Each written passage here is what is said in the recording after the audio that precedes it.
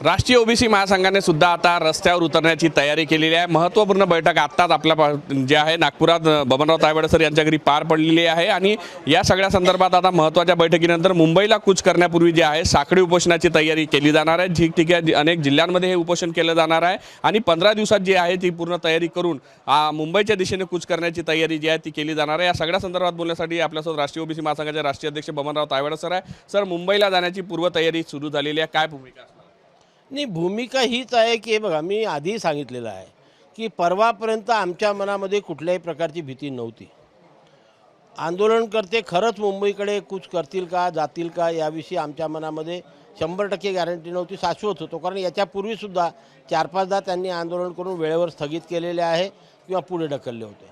पण जेव्हा काल कूच केली त्यांनी आणि सरकारवरती वेगवेगळ्या माध्यमातून एक दबावतंत्राचा वापर केला जात आहे, अनेक आमदार त्यांच्या याच्यामध्ये सहभागी होत आहे, तेव्हा या ओबीसी समाजाच्या मनामध्ये कुठेतरी एक भीती निर्माण झालेली आहे की सरकार यांच्या दबावामध्ये येऊन, यांच्या प्रेशरमध्ये येऊन आपल्या आरक्षणावर तर उद्या गदा येईल नाही ना, अशा प्रकारची भीती निर्माण झाल्यामुळे समाजाच्या पाठीमागे उभे राहणे आणि समाजाला मिळत असलेलं संविधानिक आरक्षण टिकवून ठेवणं हे आमची आणि समाजाची जबाबदारी आहे।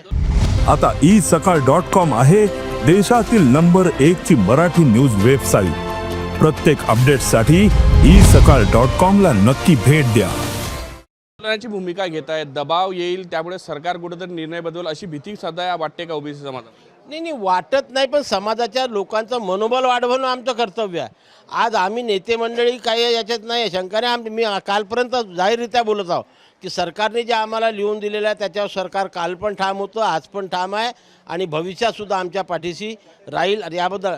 पण सामान्य माणूस भयभीत होतो की आम्ही सरकार पालथून टाकू, आम्ही असं करू, आम्ही तसं करू, त्यांच्याकडनं जसं आव्हान करण्यात येते किंवा सांगितलं जाते, त्याच्यामुळे सामान्य ओबीसी, सामान्य ज्याला काही माहीत नाही, तो दहशतीमध्ये येतो, तो भीतीदायक वातावरण त्याच्या मनामध्ये निर्माण होतो आणि त्यांचे मग वारंवार आम्हाला फोन येतात, सर आपल्या आरक्षणाचा काय होईल, सर आपल्या आरक्षणाचं काय होईल। तेव्हा त्यांना आम्हाला हिंमत द्यावी लागते आणि म्हणून आम्हाला अशा प्रकारचे उपक्रम सुरू करून आंदोलनाचा मार्ग घेऊन याची सुरुवात केल्याशिवाय त्यांच्या मनातली भीती दूर होत नाही। शनिवारपासून साखळी उपोषण सुरू होते आहे, कसा टप्पा असणार आहे, कशा पद्धतीने केली जाणार आहे, मुंबई जाण्याची तयारी या सगळ्यामध्ये होणार आहे? ये नक्कीच आम्ही पहिले नागपूरपासून सुरुवात करतो आहे।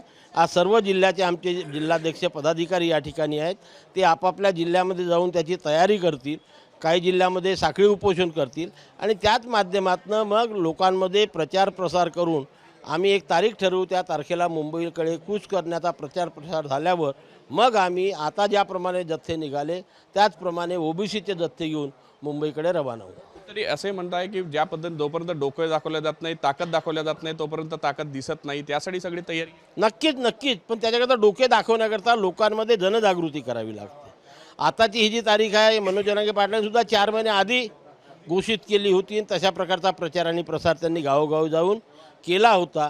आम्हाला जर मुंबईकडे जायचं आहे तर आम्हालासुद्धा तशा प्रकारे सर्व जिल्ह्यामध्ये, तालुक्याच्या ठिकाणी, गावागावाच्या ठिकाणी जाऊन प्रचार प्रसार करून आम्हालासुद्धा ओबीसींना घराच्या बाहेर निघायचं आहे हे सांगावं लागेल, तेव्हा ते तयारीमध्ये राहतील आणि मग आम्ही त्या मोर्चामध्ये सहभागी होतो। ओबीसीची केव्हा तयारी होणार आहे मुंबईच्या दिशेने जाण्यासाठी? आता साखळी उपोषण नाही, आता हे साखळी उपोषणाचा तारीख करून आता आमचे पूर्ण जिल्हाध्यक्ष उद्यापासून कामाला लागतील, एक टेंटेटिव्ह तारखा आमच्याकडे येईल, त्याच्यानंतर आम्ही तारखेची घोषणा करू। साखळी उपोषणासाठी रोज कोणाची निवड केली जाणार आहे, कशा पद्धतीने बसल्या, इतर पक्षाच्या नेत्यांना तुम्ही काय आव्हान? सर्वच पक्षाचे, राष्ट्रीय ओबीसी महासंघ हा NGO आहे आणि NGO असल्यामुळे कोणाच्या पक्षाच्या खुट्याला नाही आहे, म्हणून इथे उपस्थित सर्वच पदाधिकारी वेगवेगळ्या पक्षाचे आहे। आम्ही सर्वांना आव्हान केलं आहे की ज्यांना याच्यामध्ये सहभागी व्हायचं आहे त्यांनी आपापली नावं आमच्या पदाधिकाऱ्यांकडे द्यावं आणि त्या आळीपाळीने त्या साखळी उपोषणामध्ये सहभागी व्हावं। मुख्यमंत्री आत्ताच म्हणाले की दोन्ही समाजाला न्याय देण्याची भूमिका जी आमची असणार आहे, विचाराधीन आहे, मराठा समाजाला न्याय द्यायचा तो शब्दही पाळायचा आहे, तर कसं वाटते या सगळ्या याच्यात काय तोडगा निघाला पाहिजे, कसं वाटते?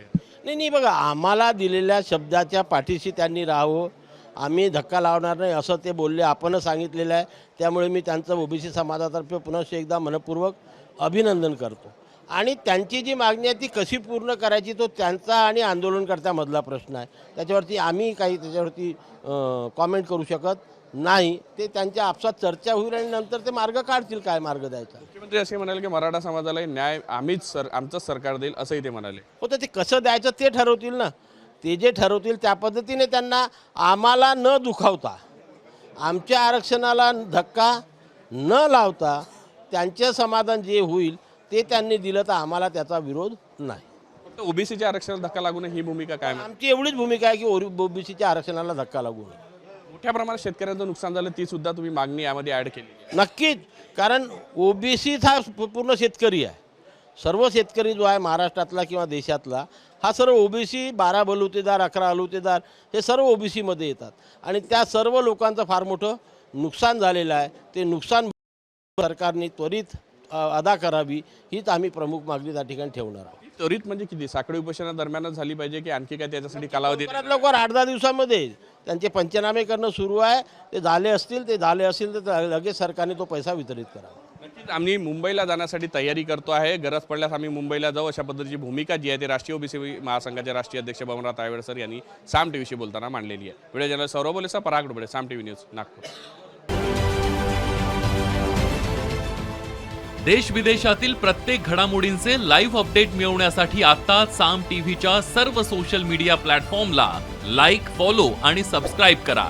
तसंच सर्व नोटिफिकेशनसाठी बेल आयकॉन प्रेस करायला विसरू नका.